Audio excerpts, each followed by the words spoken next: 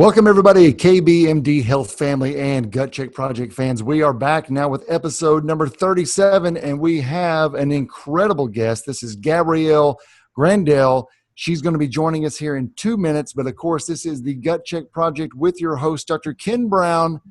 Ken, you want to introduce Gabrielle for us? Yeah, absolutely. I'm so excited about this. We were introduced through a mutual friend, Gabrielle Grandell. She is currently practicing at Living Well Dallas, a certified health coach, certified in functional med as well, and she calls herself an integrative dietitian. Why am I so excited about this? Because I would love to be sending her people like all day long. This is so cool. And my goal is that she has enough fun that she's a recurring guest slash co-host, because I think she's going to really elevate all of our games and fill in a lot of gaps that I need some education on. Because even though I got a degree in gastroenterology, we do about this much nutrition, and I'm learning about it a ton. So thank you so much for joining, Gabrielle. Hi, everybody. I'm glad to be here. Thank you guys for having me on. Looking forward to chatting today. Definitely. So, Gabrielle, you are at Living Well Dallas, correct? That is correct. So tell us a little bit about what it is you do at Living Well Dallas, because I have a feeling that with your experience, something that Ken and I have talked about is how we see there is a stark difference between allopathic ideas behind nutrition and the approaches to nutrition. But really, there's this whole other world that's really started to gain steam, even though it's been around for a few decades, and that's the functional medicine approach to nutrition and how to help out with patients who have some pretty hairy questions. So kind of tell us a little bit about Living Well Dallas and what you do there. Yeah, thank you. So Living Well Dallas is the first functional medicine center in Dallas. Oops, I hit something here on my screen. It's okay. We always do things. Sorry about that. No, we always do. So it's the first functional medicine center in Dallas, and so functional medicine, right, is about thinking about the medicine sort of why. Why are things happening? Why are these symptoms talking to us? And not just what is going on, but why is it happening and what can we do about it? And so functional medicine there's lots of different providers in the center that offer help in treating the whole person, because it might be different things that they're dealing with that they need support in. But where I come in is helping people with showing them how nutrition and what they're eating, their lifestyle, their environment, how all of that is helping or hurting them. And so most of the time, what's going on with these folks, whether it be digestive concerns or headaches or hormonal issues or blood sugar dysregulation, we see all different kinds of people, but the different symptoms that they're experiencing are usually as a result of what they're putting in their body and what they're putting around them, right? Which is nutrition and lifestyle and environment. So I help people. We have when people come in, they fill out a good deal of paperwork, which gives us a really good understanding of their history, kind of their goals, their readiness. We have a readiness assessment, which is really nice to try to gauge where people are coming from in terms of if they're ready to change their diet or their exercise or their sleep patterns or whatnot. We have them fill those things out. That gives me a good understanding of how they came to us and what they're ready to do, what their diet history is like, again, their environment, relationships, things like that, purpose. And so we have them fill those things out, and then I'm going to go through that with them in their first visit. And we're going to talk about all the different ways that their body is speaking to them, what has worked before, what hasn't. One of the main differences, I think, between allopathic and functional for what I do is the amount of time that I'm spending with people. So before I was at the center, one of my other positions was at the hospital doing clinical nutrition and seeing, 25 to 30 people. in a short period of time, all over the hospital. So you were at a major hospital? I was one of the hospitals? BUMC at Baylor University Medical Center. Yeah, in Dallas, I love this. So you went, and the reason why is Eric's heard me complain about this, and I've talked to my patients about this. Whenever I do hospital work, I am just absolutely shocked at how many bad things we do to patients. Like, let's not let them sleep. Let's check their blood glucose at 2 a.m. and no reason. Let's do vitals just so that we can check a box. And then somebody that's in the cardiac rehab unit, they're eating their cardiac diet, which consists of pancakes, syrup, right? But it's low fat. It's just, as long as it's low fat. Yeah. Exactly. So that's awesome. I did not know that you did that. This is fantastic. Okay, keep going. I didn't mean to interrupt, but that shift of being a nutritionist in a hospital system to doing what you're doing is, you cannot get more polar opposite.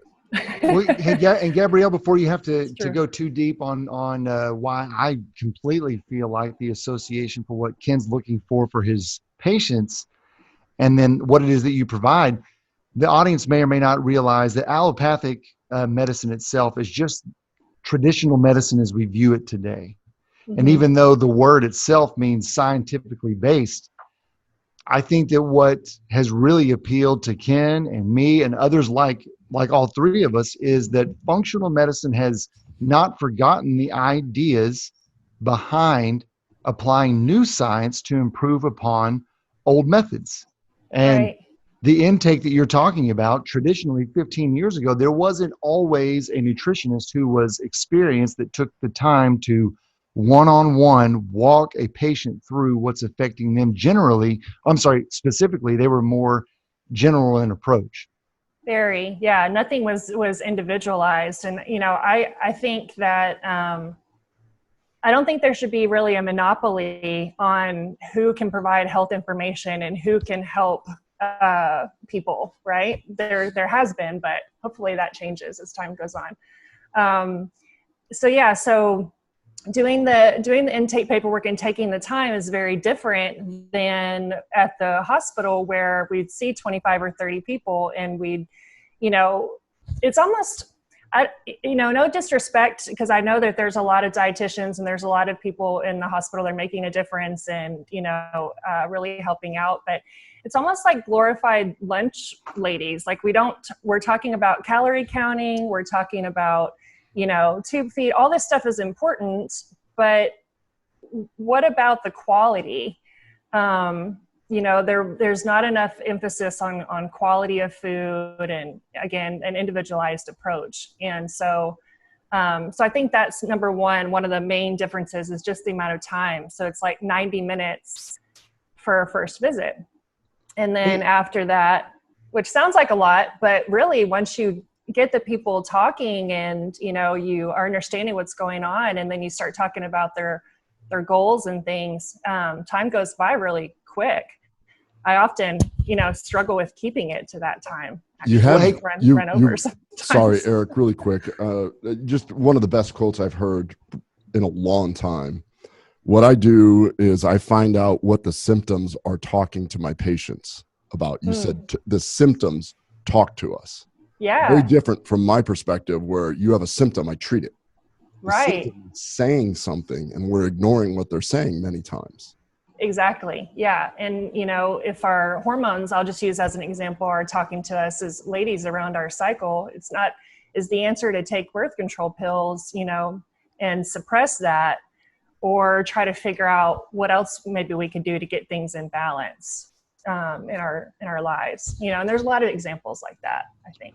Well, I was going to say that there's also in addition to the client-based focus, I would say that even in a general approach, that a functional medicine or a functionally trained nutritionist is already approaching certain patient subsets differently than they did traditionally.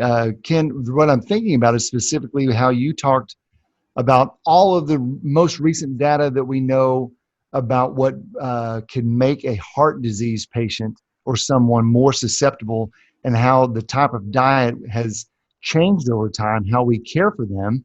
Yet when we go into a hospital setting, or specifically what you saw most recently, you can't believe what they're sending somebody who's status post cabbage, and it's all of the things that we wouldn't be feeding them anyway. It's in essence an inflammatory diet. And I was kind of curious, Gabrielle, Yeah. do you find your training generally prepares you to handle either a neurology patient or a cardiology patient different than the allopathic training?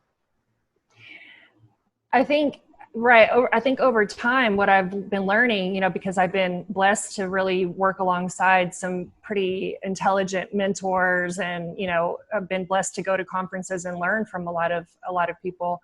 I think that what I was taught, I've had to expand it quite a bit, you know, and sort of unlearn some of the things that I was taught.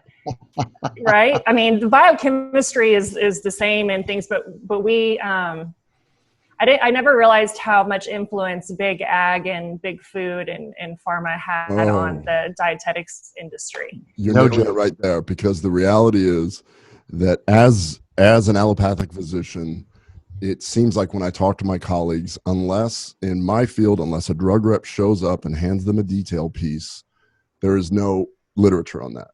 But then when you go look at it and you realize there's so much literature on this, and then when we look back, my son and I were talking about how we have our diets have changed like over time as we evolved, and we have developed these different problems based on different food changes, based on different things, and then you could see it track over hundreds of years of what's going on.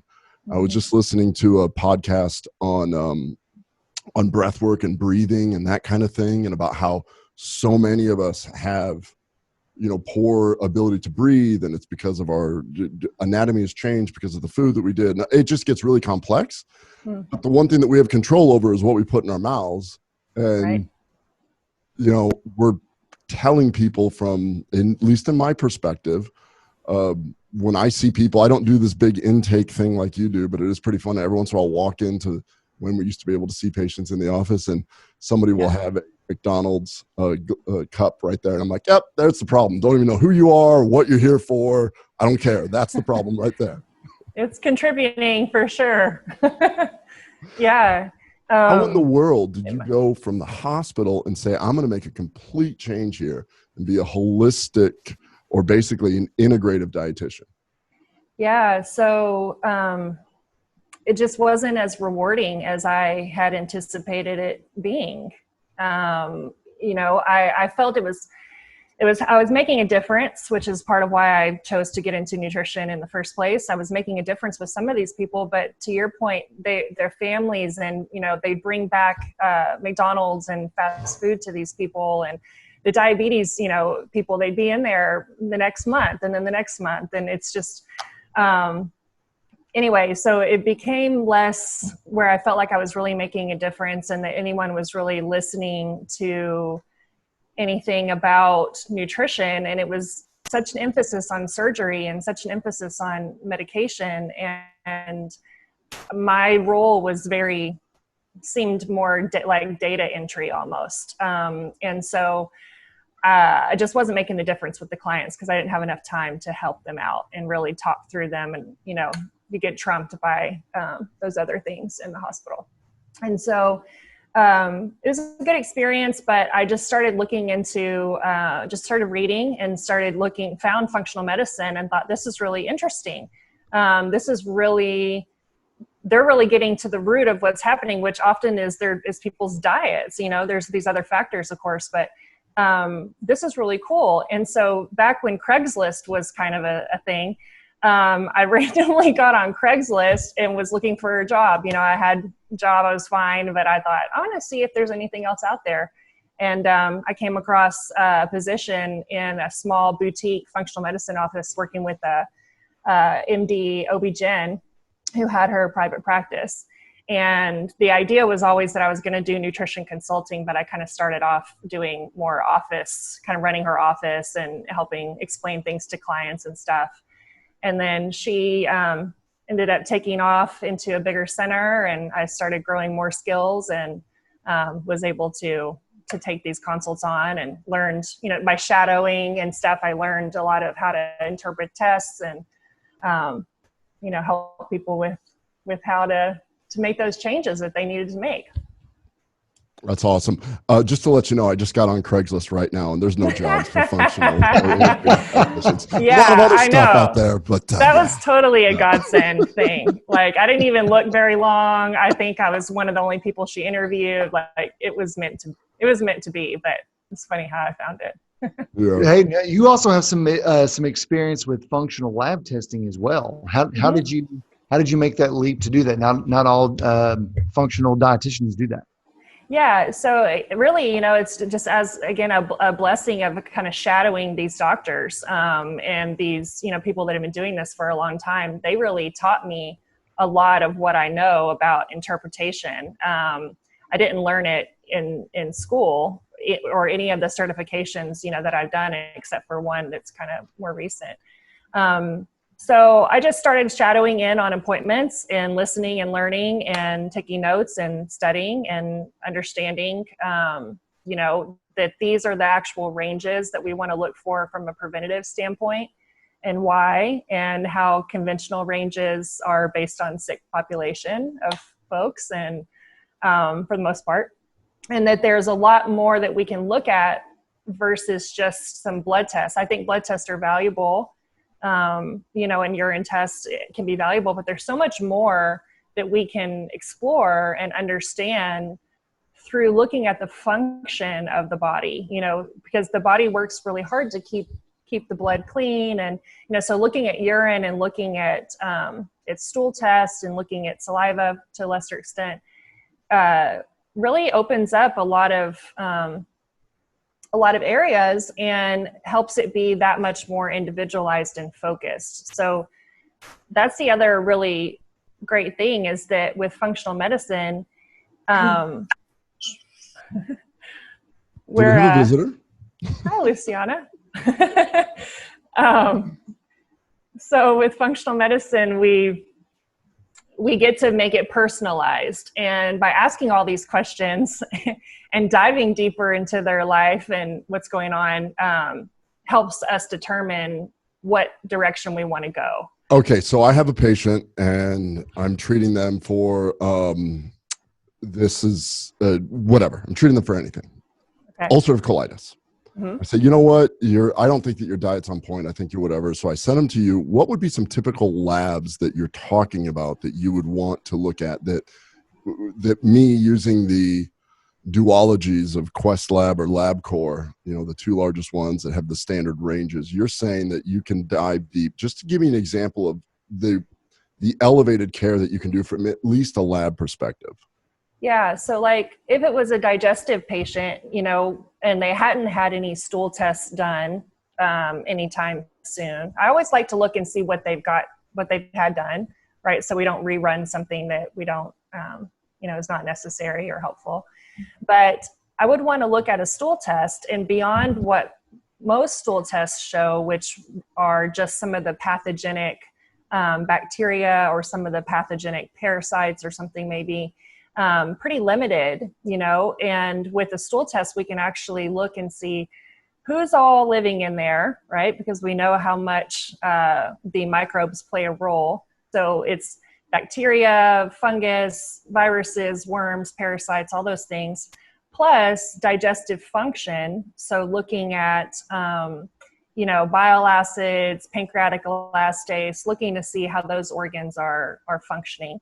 And then also inflammation and different markers from the immune system, I think is really helpful to put it all together, and then use nutrition and supplements and lifestyle like mindful eating and whatnot, to help them to eradicate those things. So like a colonoscopy or endoscopy or biopsies can be helpful. Obviously, that, and for structural findings and different things like that. But with the stool test, we can most often figure out that is the source of the inflammation, a lot of times. So how can I help kind of coach people through understanding that they could have all these things going on without even having gut symptoms? Your person that in your recommendation, obviously would.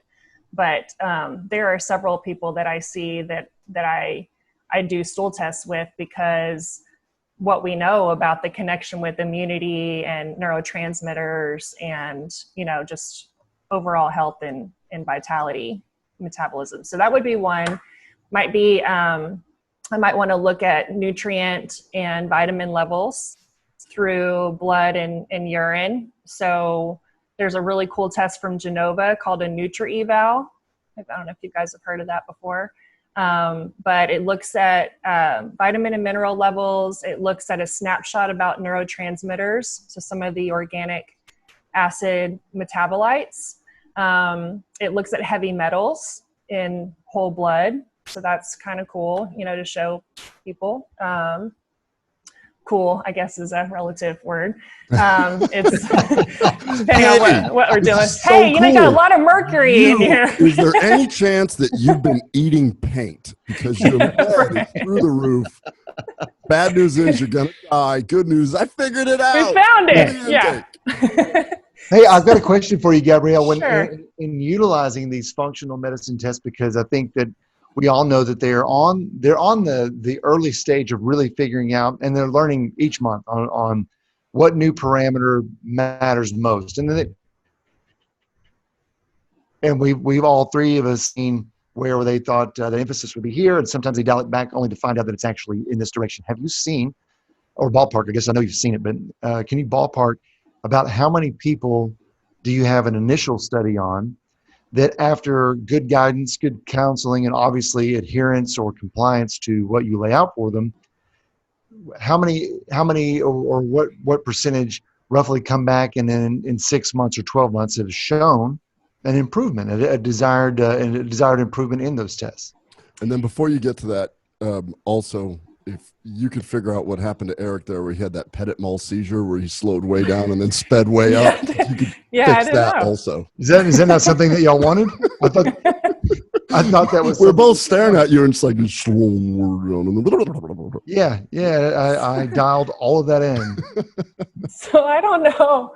I wish that we had something a little more concrete, to offer. No one's doing any real research on any of that in our office, but I would say I don't ever have anybody not get better. It's just to what degree do they get better and how fast. So yes, I like to kind of set the stage of, depending on what's going on, most people are not going to fully eradicate the situation, sooner than 6 months.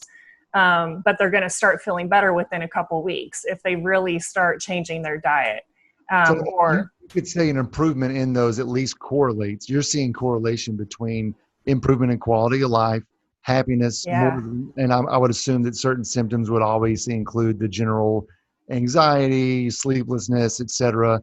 As those things begin to improve, even though this is somewhat relatively new science, you're seeing a correlation to improvement in quality of life as well as an improvement in these assays or these tests. Right. More so what I'm kind of measuring is the conversation that we're having, what they're telling me is going well, and, what their mood is. But I also have a symptoms questionnaire that people fill out that rates different body systems and different symptoms within those body systems. So like there might be mind or emotion or digestive or skin or whatever. And so then they put a number out next to the side of it. And I'm always looking when they come in for the next visit, did those symptoms go down, right? Did they get better? That's always the goal. And then if there's an outlier that didn't get better, right? Like their sleep still stinks or something, then we're going to talk about that, but so yeah, I think everybody's always getting better. Just some people need more therapies or more intense, surgery or medications or something. That absolutely happens, but more often than not, the folks that are coming to see me are people that have actually seen a lot of other people with no avail, because no one was really looking so much at their nutrition and lifestyle, because that's really where the money, that's really where the money is for most people. When they can change those things and get a hold of them, things get better. Did that answer your question? No, totally. I mean, because I think that it's such a relatively new approach and a new science. And Ken and I have had some pretty extensive discussions on even something is, I say simple, but people talk about it all the time. That's fecal testing. And Mm-hmm. out of all of the different things, and there's various different labs that come and pitch his clinic on the services that they can provide. When it gets down to it, there are certain elements that people feel very, very dialed into on what those results mean. And a lot of the others, I think you were very honest. It's new. It's how are we collecting this data to make certain that we're heading in the right direction. Ultimately, a patient who doesn't feel well, once they begin to feel well, you're at least solving some of the issues. If they're sleeping better, then you're solving insomnia. If they have decreased anxiety, then we're at least solving their anxious issues. So it makes sense to me that if we're starting to find correlating trends, then we're at least beginning to crack the code on a lot of this functional medicine testing that, frankly, 15 years ago just did not exist. Gabrielle, let Yeah. me ask you that question from a clinical standpoint. So what I get a lot of is I get a lot of second opinions, and a lot of people have actually found me through a functional medicine route where they went allopathic, and then they went through a bunch of functional medicine style. Like all practitioners, there's good, bad, there's things, and then they end up spending quite a bit of money, and then they'll show up and they'll have 5 different stool studies from different places, Genova, Vibrant, wherever, and they'll just hand this big packet to me and go, what's this? And I remember listening to some different practitioners talk about stuff like this. They're like, look, we can analyze the stool. How we manipulate it is kind of, or how we get it better is sort of the hard part. Being able to get a genomic sequence is the easy part. So the hard part is what you're going to have to do with that. So what would you typically do? And I was turned on to it. We developed Atrantil for bloating and stuff like that. And I remember I was asked to give an IFM talk, the local Dallas IFM group. And Betty Murray was there, and a bunch of the other functional medicine doctors were there. When somebody had mentioned that they checked stool studies, and then what they wanted to see afterwards, they checked it after treating with Atrantil, which has the polyphenols, like in your little Facebook post, great. Yeah. And they said that it increased the microbial diversity. So from a integrative dietitian, what would you do with those stool studies? Because I'm flat out, I look at my patients and I go, don't really know what to do with this. So how would you, and it's almost always the same thing, dysbiosis, gluten intolerance, candida overgrowth, and then you have a disproportionate growth of these different bacteria. We have 100 trillion bacteria there. So it's always hard for me to look at somebody that's spending $800 on each one of these stool tests and go, I don't know what to do with it yet. Sure. We're learning. We're learning. First step is being able to look at it. Second step is figuring out how to manipulate it. So what would you do with those stool studies? And this is less of an interview question, more of an advice. And I think it's really great too that you have mentioned that we don't know everything, that we're always learning, that everything is always growing. I think that that's a real sign of intelligence, and something that functional medicine kind of prides on is evidence-based and just continuing to grow, that one size doesn't fit all, right? And so, I think that there's some of the similarities that would happen across the board from different stool tests, no matter what it was. And you mentioned several of them. So depending on what we find, I'm going to use supplements in food and lifestyle. So let's say, again, if it's an overgrowth situation of bacteria, and if they're having gas and bloating and distension type symptoms, then I may offer the low Fodmap, food plan, which you guys are probably familiar with. Just, looking at particular starches and fibers that help to starve out those bacteria, and try and work with them on that. How long would you let somebody be on a low FODMAP diet? Typically? That's a good question. I really don't try to do it very long. I really try to do it at least for a month, but I don't do it much longer than that, depending on their situation. Now, if they're not somebody that's compliant with taking some of my antimicrobial supplementation or gut repair supplements, or they're not doing, a lot of other things, then I might keep them on it longer, because they're probably still having the symptoms. And I think at least we're starving out those bacteria. But where I'm trying to meet people where they are, because another thing to always think about when you're giving food plans or diet protocols around stuff is people's ability to make that food, right? Their resources, their flavor preferences, their schedules, et cetera, right? And so I can show them this Fodmap plan and say, this is, why this will work, and here's the foods, and, you want to eat those foods. But then I'm going to take that time to really break down how they can make that happen. And that also determines the time frame of how long and whether we make any exceptions or not, So this gets into you're the integrative dietitian, but then you have to put on your hat of the certified health coach. Yeah. Then you have to do that, because you got to change habits here. That's right. You got to educate and then get them to believe in it and do that. Educate them and tell them the why, and then figure out what their why is, and then help them do the things, And so I like to say, it's biology to behavior change. So, depending on what we find. To do you own all these cool quotes that you're throwing out there? like have you trademarked them? I haven't. I'm about ready to start making some t-shirts. We can all share them. You make a t-shirt, you can have it. That'd be cool. So as long as you let me wear one. So what else would I do? Supplement wise, it depends, because it depends on what we're dealing with. But it's helping them to take ownership around what they found here and how it got created, and then try to help them see that changes can happen without all happening at once. They can happen as the people are ready. So it's all on their timeline. And I can give advice, and I tell them I'm never going to steer them in the wrong direction, but they're in charge, right?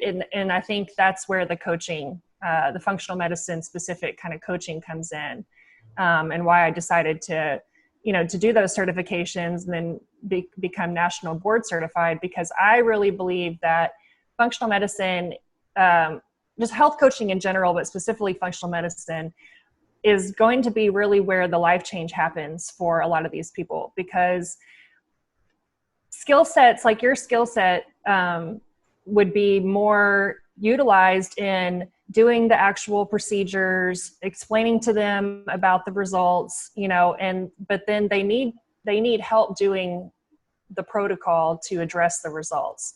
And so that's why I think coaching is so vital, because it's going to really allow for practitioners to partner with coaches to be able to help the client with their success and their health. Because a lot of people just don't have the time, or,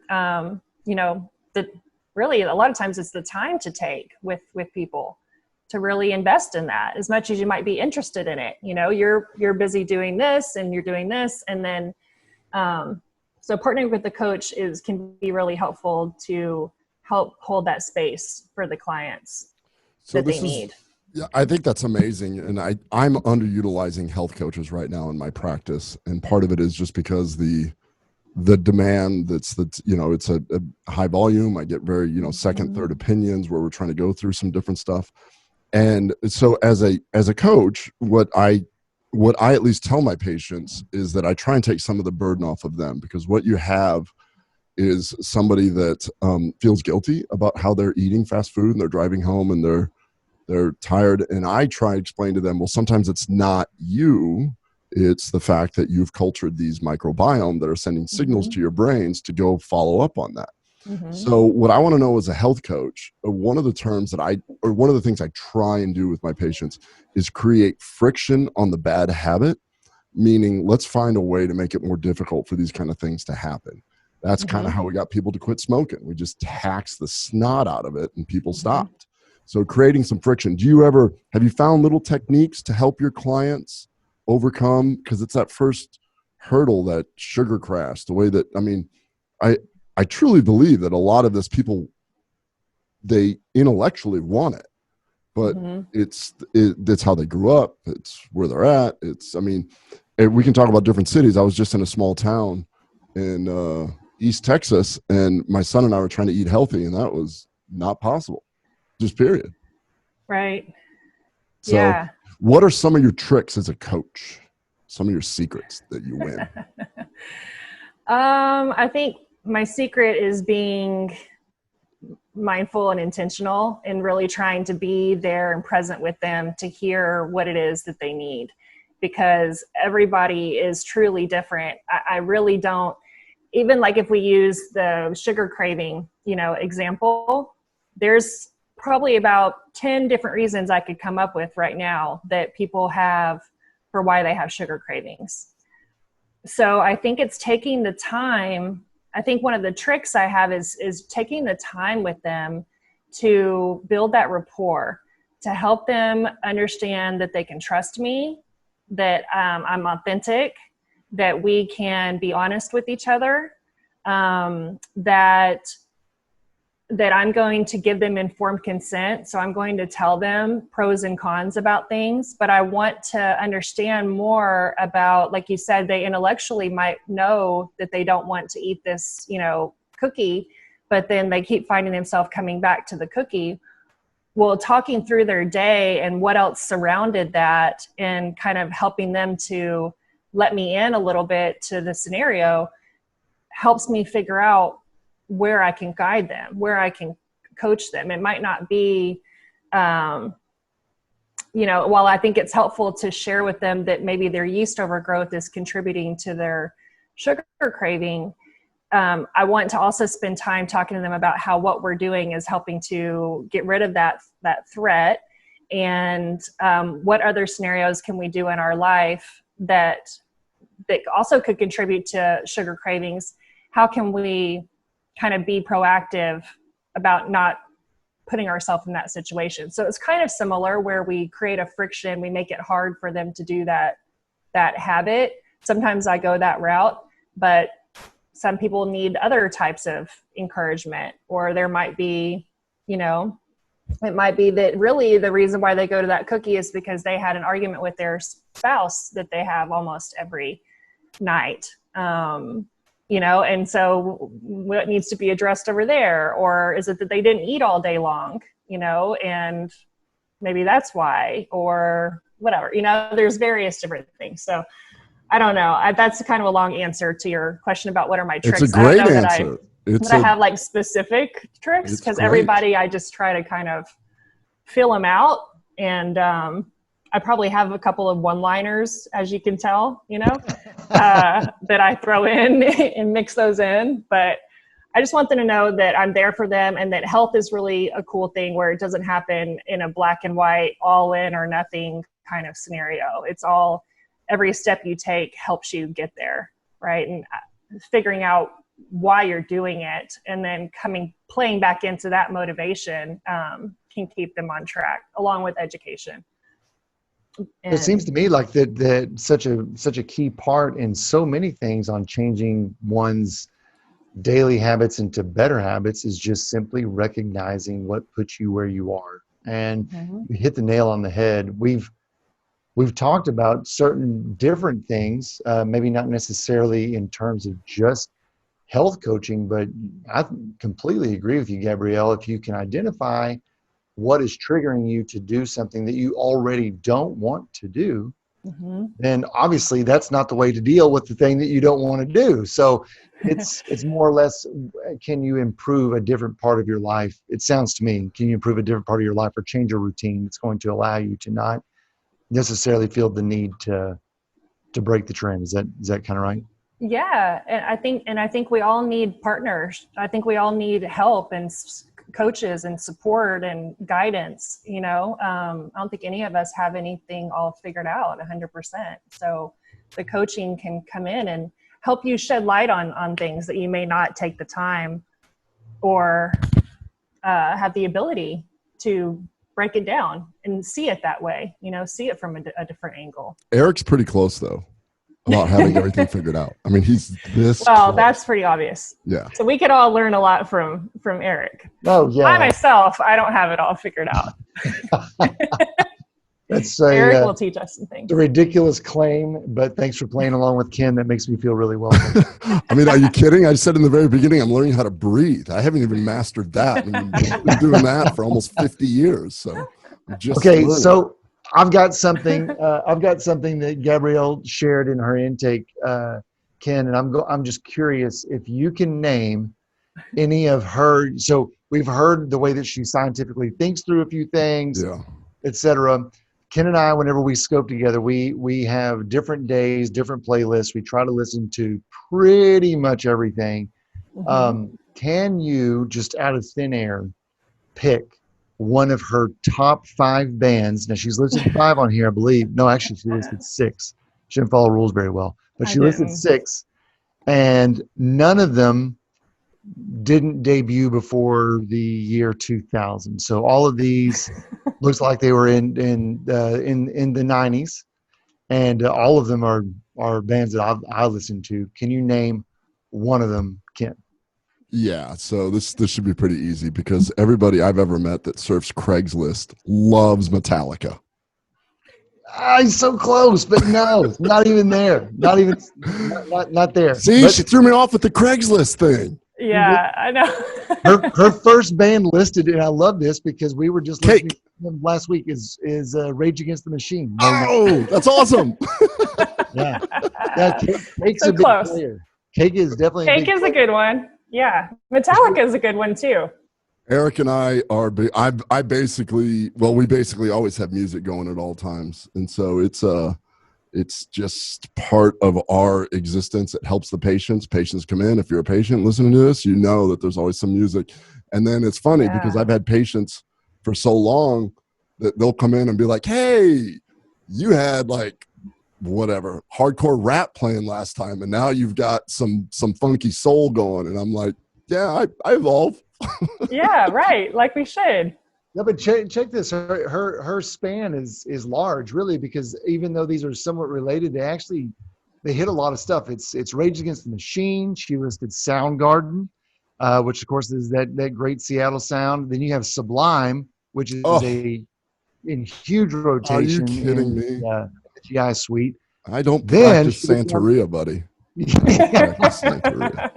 Then she gets into some Questlove, and she put on here the Roots, and then the Fugees, and No Doubt. So holy cow! If I just actually would have, I was trying to be funny about the Craigslist, but I probably would have said those.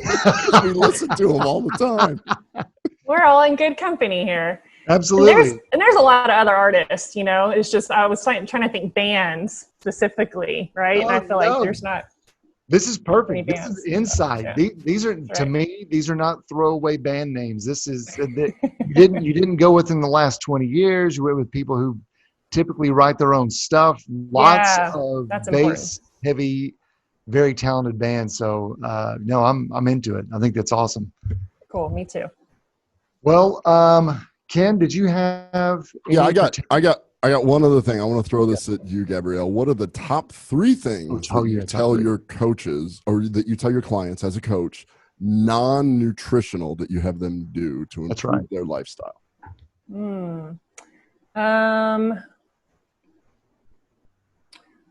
Well, I talk about quality of air, quality of water, quality of relationships, quality of food. But I tell them to move their bodies, find something that they like. I thought you said you need to move out of your house. You need to move. I tell them to move because it's toxic. They got to get out of there. Tell them to move their bodies, go outside, get in the nature. If they can do one and the same with that, then that's really a sweet spot. To get some sleep, to know their worth. That's awesome. It seems like it all augments upon everything else that you're trying to teach them. I hope so. I hope that's the message, just to empower them. That's really what I want to do, is I want to empower them to know that their choices are super significant, to live a healthy, happy life that they're proud of, and show up in the world the way they want to. And hopefully I can help them accomplish that and How keep many- them accountable. You've said the word empower several different times, and I like the way that you're talking about this because you've talked about relationships a few times, empowerment a few times, self-worth. So I'm seeing a theme here that how many of your clients come into you and they do not feel good about themselves, so therefore it's hard for them to treat themselves well? Yeah, I would say a good percentage. And that doesn't always come out in the first visit. Sometimes I have to dig around and I find that, but it's not just females, it's males too. And unfortunately, some of the younger generation of kids, some teenagers that I see.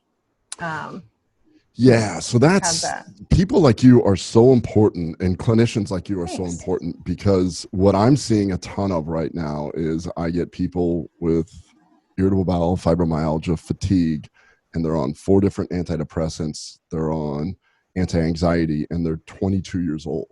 Yes. It's very hard for me to sit there and look at that and go, well, the side effects of your drugs alone are going to be the uphill battle of how we get you feeling better. So I think that more people are taking that approach is awesome. You can say something, Eric? Yeah, actually, I think that's what I'm going to build upon what she said, what you just said. And when you listed specific, in fact, you listed 4 different things, but the last thing you said was know your worth. But the first 3 things were actionable, and knowing your worth is a hard thing to do because now there's instructions on how to know your worth. And then whenever you said young people, and Ken said that your position is very important, I'm just curious if you're trying to coach someone who is young. One of the newest devices that has affected us all is the cell phone. Mm-hmm. And do you ever have to find yourself telling someone, hey, possibly if you're looking at your screen time registry per day, which is, I think on the iPhones, you can set it so that each week it tells you how many hours you spent average each day on your phone. If possibly driving down the pervasive or social networking thing might help them get over some of the driven anxiety or different things like that. Is that something that you ever have to coach someone on? Totally. Awesome. Yeah. And so not only from a comparison standpoint and constant stimulus standpoint, but also from a Wi-Fi, radiation standpoint too. Sure. All of that stuff can be contributing to their mood. And you're talking about different EMS. EMS implication. Mm-hmm. Yeah. Okay. Yeah. So we talk about it from both angles. I'll be right back. Hey, I had it.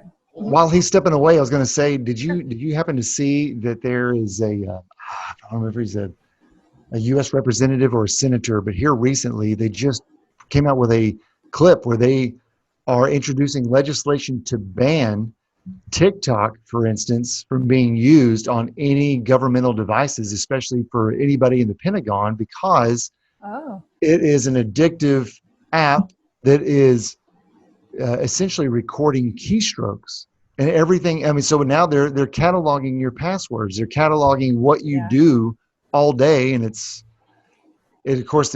preying upon your emotions, your anxiety, making you feel as if you have to use it over and over and over again. Yeah, they say data is the new oil, right? So where everyone's looking to capture as much data, and the more devices we have on us all the time, the easier it is for them to do that. Definitely. So I'm late to the game with the whole EMF thing because Eric and I have been part of several, I don't know, what do you call them, entrepreneur groups, and there's a lot of functional doctors part of it. We talk about Wi-Fi EMF. I got myself a voltmeter. Oh yeah? So that I can. What are you finding? Well, here's why. I'm trying to do some earthing and some grounding. Yeah. So I got a silver embedded sheet that I'm now doing it, and I can plug this with my voltmeter, and I will grab my phone, and the volts just go up, and you're like, ooh. And then I was watching a video where some guy walks closer towards a power line, and it just starts going up. Off the chart. Yeah, and I'm like, so I need objective data. So that's kind of my thing. Like if you say that and you go EMF, that's quackery. And then I go get something to prove or disprove it, and you're like, oh man. Oh wait, there's something to that. Wait a minute, there's something to that. Now I start thinking about putting my phone in my pocket, and I'm like, that's a little too close to the nether region there. Let's just move it away from there. Right. Yeah. But it's funny because when I talk to my colleagues and stuff, and we're inundated with so much information, and you're right, the phone is certainly one of them right there. But when you're talking about this stuff, it's like if you vomited all that at once at somebody, then you almost discredit yourself. It's like they're all over, because you do get a lot of people that have this passion. And when you have a lot of passion about something, I tend to vomit and talk about it all the time. I'll listen to a podcast. Eric will hear me talk about, we need to breathe. Everybody cover your right nostril, now your left nostril, and we're going to focus. But your ability to develop the relationship with your clients is what's really going to make the difference. And your ability to take the time to explain these things validates the actual field. So thank you for doing that. That's awesome. Yeah, my pleasure. I really feel blessed to do it. And it's nice to, see people to be able to step into, what they want to be and what they're kind of called to be. Not that I'm, some like guru healer or something, but I think we all play a role in that. And it feels really nice to encourage people in that way. That's awesome. Absolutely. Well, hey, Gabrielle, I know that if people go to livingwelldallas.com, that's livingwelldallas.com, they can find you as well as the clinic itself. Is there, what else can you tell everyone about how they would like to connect with an integrative health coach like yourself? So I'm on all the social media platforms as well, under Gabrielle Grandell.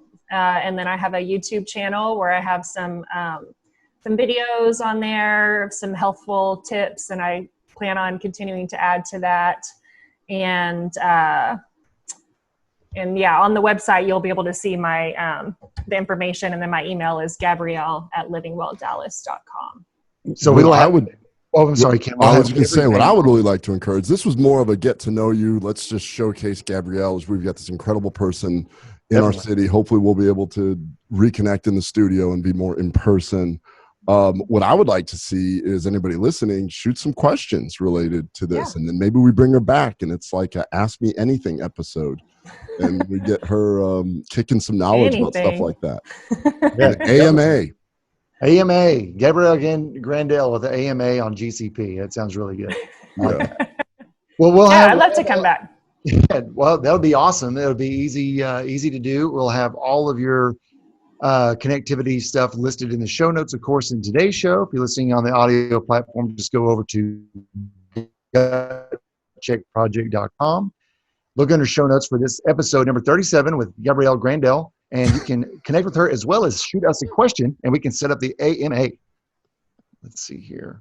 You had one of those Pettit Mall seizures again. That's so cool. It sounds so normal over here, but I guess over there it doesn't at all. But I can tell whenever y'all are laughing halfway through me talking that something is happening. Well, we kind of look at each other through the whole Zoom, like when you kind of get an idea of where you're looking on the screen. And so, yeah, that is awesome. I love where you're coming from. We're speaking the same language. I have a lot to learn. So, and that's kind of, I feel like I'm excited. Every time we do something like this, we'll learn a little bit more. Yeah. Well, I was excited to be here and talk with you guys. It's fun connecting. And Gabrielle, thank you so much for coming on. This is going to pretty much conclude episode number 37. This is Gabrielle Grandell. Thank you so much, integrative health coach at Living Well Dallas. And I said it correct, right? livingwelldallas.com. That's right. livingwelldallas.com, and we will more sooner rather than later have Gabrielle on for, as Ken's already announced, an AMA episode, which who knows how long that's going to go. Yeah, we got to figure some stuff out. If we go to kbmdhealth.com, look at the information we have there, the products we have there, and then eventually we're going to get Gabrielle to give us some sort of coupon code for our listeners to get AMA or coaching or just sweet vibes from her. Just putting it out there. Some self-worth vibes, make you feel better about yourself. Oh, hey, last thing, Ken, Let's talk about it. Ken, you have to do the disclaimer about. I keep forgetting to do that. Yeah, yes. we can't be internet doctors. Gabrielle, as it turns out, we're talking about a lot of medicine and things like that. But if you do have any unusual symptoms, perhaps a weird rash, please do not use this show for the treatment of that. We are not here to diagnose or treat. We are here to give some information and have some fun. Go see your doctor if that rash does not clear up. And anything else that's wrong with you. I agree. That's our disclaimer. That's our very official disclaimer. All right, folks. Thank you, Gut Check Project and KBMD Health Community. Gabrielle, thank you once again. That's episode 37. We'll have everything up with show notes if you would like to connect with her, and we will see y'all next time. Thank you. All right, right on. Thank you, guys.